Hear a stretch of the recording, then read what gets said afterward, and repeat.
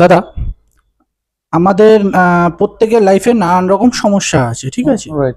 তো এই নানান রকম সমস্যার জন্য হুম। বিভিন্ন ধরনের রেমেডিও আছে। হুম। কিন্তু এই কিছু কিছু রেমেডি আছে যেগুলো আমরা মানে পারফর্ম করতে পারি না। যেমন ধরো মন্দিরে গিয়ে, বা তুমি যেরকম বলো মন্দিরে গিয়ে পূজা আর্চা করা, বা বাড়িতে কিছু পূজা আর্চা করা, ঠিক আছে? হুম।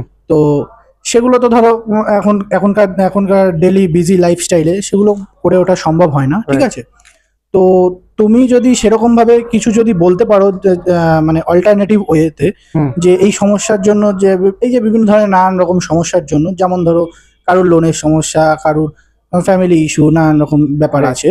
তো তার জন্য রেমেডিটা কিভাবে ইজিলি করতে পারবে Right. প্রত্যেকে, তো সেটা সম্বন্ধে যদি তুমি একটু বলো। হ্যাঁ। নমস্কার ভিউয়ার্স সবাইকে। আচ্ছা, অরিন্দম যে কোয়েশ্চেনটা করলো রেমেডি ব্যাপারটা যেটা আমরা বৈদিক জ্যোতিষে যেটা আমরা বলছি পরিহার, সেটা হচ্ছে অ্যাকচুয়ালি আমরা একটা কসমিক যে এনার্জিটা আমাদেরকে চালনা করছে, আমরা একটা দীর্ঘদিন ধরে সে একটা প্যাটার্নে চলছি। এখন what is remedy?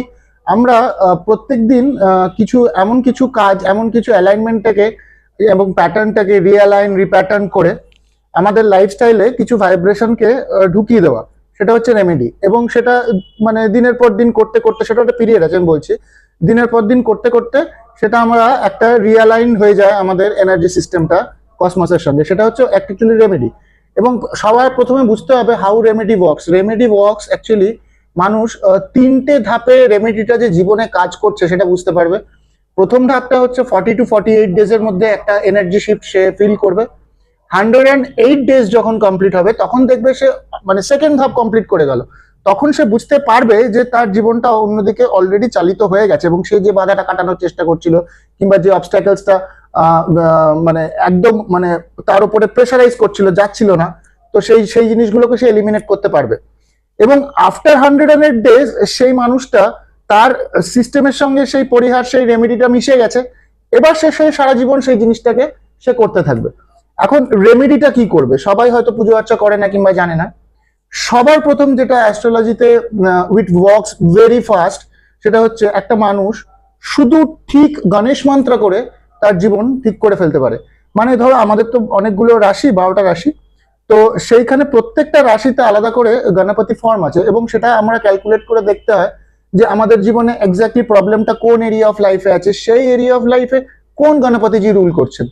Chanting his name 108 Times daily, exactly সেই গণপতি যেটা আমাদের প্রবলেম দিচ্ছে, আমরা জীবনে আমাদের অ্যাটলিস্ট আমি বলবো 60 to 75% অফ দ্য প্রবলেম সেখানে সলভ হয়ে যায় মানুষের। এবং তার সঙ্গে সে যদি নিজের জীবনে স্পেসিফিক এরিয়া ওরিয়েন্টেড রুদ্রাক্ষ নিজের কাছে রাখে, এই দুটো জিনিস যদি শুধু তারা সারা জীবন ঠিকঠাক মতন করতে পারে, তাহলে তাদের লাইফ একদম পাথে চলে আসবেই। এটা হচ্ছে রেমেডির একটা জাস্ট এন্ট্রি লেভেল রেমেডি। এরপর আরো অনেক ডিপ বেসিক মানে আপনার অ্যাডভান্স রেমেডিজ আছে, তখন সেই সোল আস্তে আস্তে নিজেই সেই দিকগুলোতে সে মুভ অন করবে। থ্যাংক ইউ দাদা। Thank you.